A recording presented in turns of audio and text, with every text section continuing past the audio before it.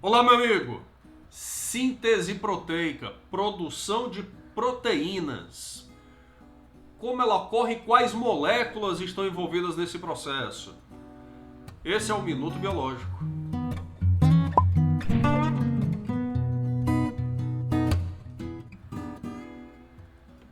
A síntese de proteínas, ou tradução, nada mais é do que um processo que envolve a participação de várias moléculas. Mas nós vamos tentar simplificar isso e falar das três principais, que são as moléculas de RNA. Num vídeo anterior nós falamos dos tipos de RNA que podem ser produzidos. E elas são produzidas a partir de um processo que é chamado de processo de transcrição. E eu vou dar até um detalhe extra aqui, que não foi dito naquele vídeo. A transcrição é feita por uma molécula chamada de RNA polimerase. Cuidado para não confundir com a DNA polimerase. A DNA polimerase foi utilizada para produzir novas moléculas de DNA. A RNA polimerase é utilizada para produzir moléculas de RNA. E recapitulando um pouco, nós tínhamos três tipos de RNA. O mRNA, RNA mensageiro, o tRNA, ou RNA transportador, e o rRNA, que seria o RNA ribossômico, o que vai formar os ribossomos. O RNA ribossômico é o mais interessante desses três, porque ele vai se associar com proteínas específicas, que são as ribonucleoproteínas. Essas proteínas ficam associadas à molécula de RNA que se retorce para poder conseguir o formato adequado para o desenvolvimento do seu processo. Contudo, essas proteínas elas ficam principalmente nessa superfície do RNA.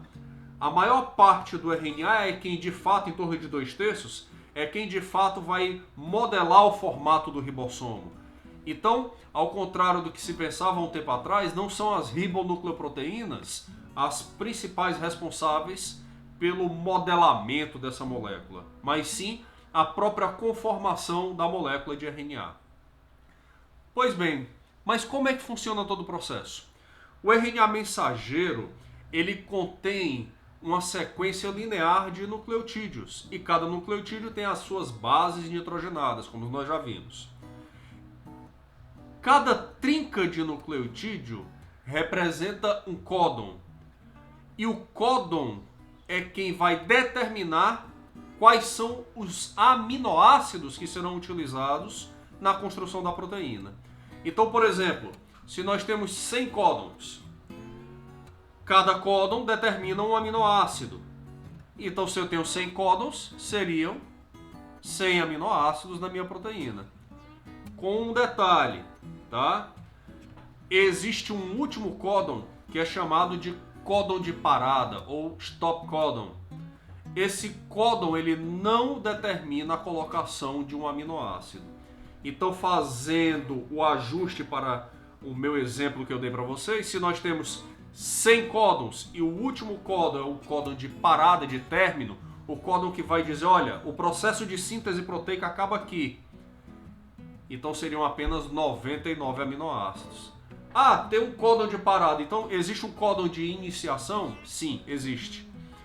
O primeiro códon, ou start códon, códon de iniciação, A ou G, é um códon que determina a colocação de um aminoácido que é a metionina. Então todas as proteínas acabam sendo iniciadas pela metionina. Bem, você já entendeu mais ou menos a relação aí, a importância do RNA mensageiro. Se eu tenho vários códons na sequência do mensageiro, a depender da sequência, dos tipos e da quantidade de códons, eu vou ter uma determinada sequência, tipos e quantidades de aminoácidos que serão colocados na nossa proteína. Mas quem é que traz esses aminoácidos? É o RNA transportador. É por isso que ele recebe esse nome. Tá? E o RNA ribossômico funciona como? Ele é formado por duas grandes partes, a subunidade maior e a subunidade menor. O que acontece é que a subunidade menor se acopla ao RNA mensageiro E aí, um primeiro transportador, que é o transportador com a metionina, se conecta, meio que indicando o local de início da produção da proteína. Depois que a subunidade menor e o primeiro transportador se encaixou, fez o pareamento códon-anticódon, lembrando que códon é a sequência do mensageiro e anticódon é a sequência do transportador. Depois que esse pareamento foi feito, vem-se então a subunidade maior e encaixa em cima de tudo. Essa subunidade maior agora, acoplada à menor e aquele transportador com a metionina, forma o complexo ribossomal, o complexo que vai iniciar a síntese de proteínas. Novos transportadores chegarão e serão acoplados ao ribossomo. O que o ribossomo permite é isso, é o encontro do códon com o anticódon. E aí os transportadores vão um a um entrando no ribossomo e um a um saindo dele. Só que quando ele entra trazendo os aminoácidos e quando ele sai sem aminoácidos. Vale o que aconteceu? Sempre que um novo transportador chega, o aminoácido do anterior é ligado a ele. E aí, um transportador que só tinha um aminoácido no início, agora vai ter 2. Um terceiro transportador chega. Os 2 aminoácidos que estavam antes são repassados para esse novo que acaba de chegar. Então agora nós teremos 3 aminoácidos. E aí o transportador anterior vai embora sem nenhum aminoácido. E esse processo continua. A cada novo transportador que chega, os aminoácidos anteriores são transferidos para ele. E os aminoácidos se ligam uns aos outros pelo que nós chamamos de ligações peptídicas. Pois bem, o processo acontece e a sequência e a quantidade de transportadores será definida de acordo com a sequência e a quantidade de códons que existem no mensageiro. Isso vai acontecer até chegar no stop códon, o códon de parada. No final, o transportador então é liberado sem proteína, a proteína está pronta e o ribossomo se desmonta e é finalizada a síntese proteica.